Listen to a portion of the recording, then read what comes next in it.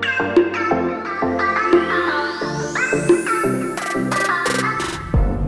morning, happy Thursday. This week is weird.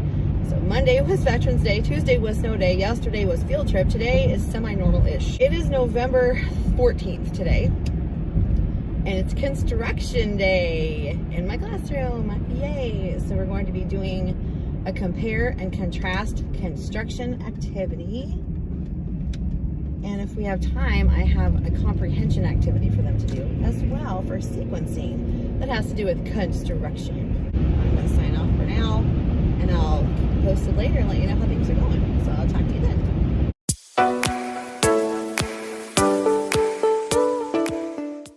Check it out. Look at that. Yes, that is a bulldozer. I'm so excited for the kids to see this.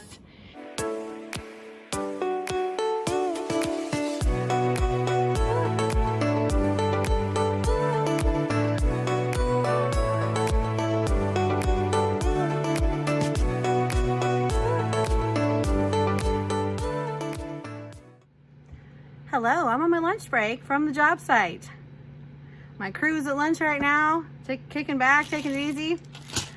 So this construction thing has been really good. It is not easy, so the rigor is there. I think I've shown you what's in the toolkits, but let me go get one and show you. Okay, so first of all, each student has a construction hat to wear. I just got these from Amazon. They're very flimsy. One already got stepped on. I'm like, whoa, be careful. So these are just the toolboxes from Dollar Tree for $1, of course. Inside each toolbox, there is a toolkit for each student. So I have them in partners, but then one of my students isn't here today, so we have an odd number. So I have one group of 3. So I have 8 groups of 2 and one group of 3. They each have their own toolkit. They also have these 2 stories that they compare and contrast.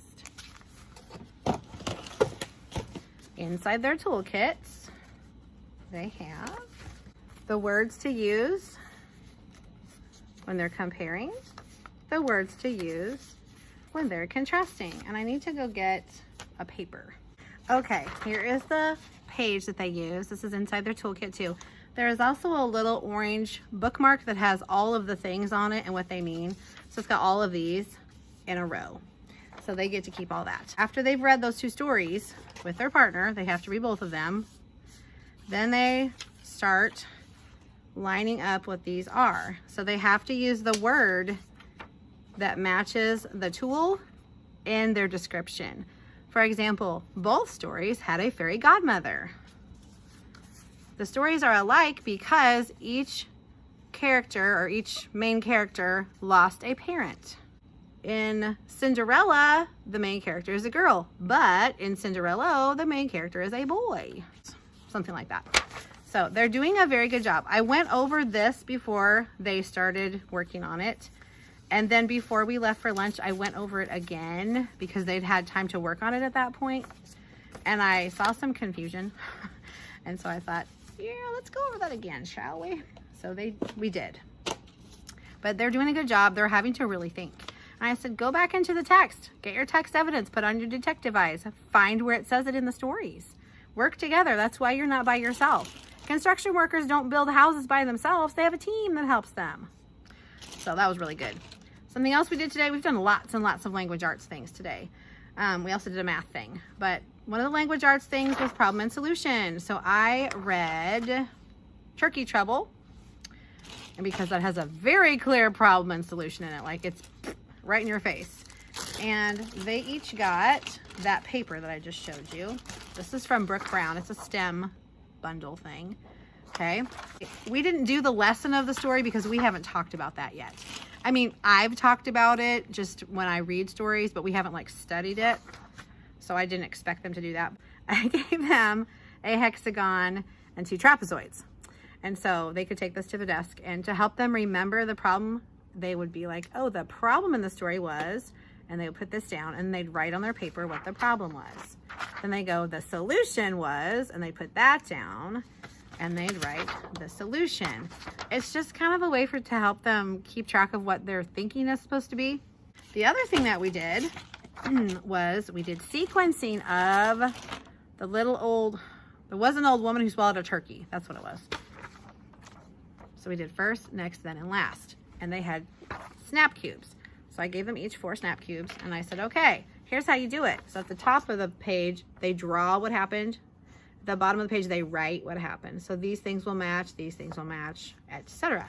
So let's say, first, the old woman swallowed a turkey. Next, she swallowed this. Then she swallowed this. Now I don't expect them to tell me everything she swallowed because there are lots of things, but they do need to be in the order that it happened. They can skip in between things. Like they don't have to tell me every little thing, but what they do write needs to be in the order of the story. Otherwise it's not in sequence. So they might say she swallowed a turkey. Next, she swallowed a hat. Then she swallowed a boat. Last, she went to the Thanksgiving parade and said Happy Thanksgiving. So that's the story right there. Because we're doing progress reports and these are some of the things that we've been working on. So just kind of a fun little way to do it, just a different way. And they like to have something to manipulate. I think the students are really enjoying the different way that we're doing our comprehension. I've never done it this way before, and I think they're really liking that it's different and unusual and unique. We are going to continue working on this compare and contrast construction activity after reading group time because they didn't get a chance to finish. And that's our science and social studies time, so I'll just not do that today so they can finish this. I don't want this to drag out till tomorrow because we won't have time tomorrow. We have other things to do. So I want them to finish it today. Just a few of them have finished and have put their papers completed over there on the table. So yeah, at the end of the day, we don't have our reading intervention time. So we will be finishing up some other stuff. Yeah. Alrighty, I'm gonna go. I'll check back in with you later.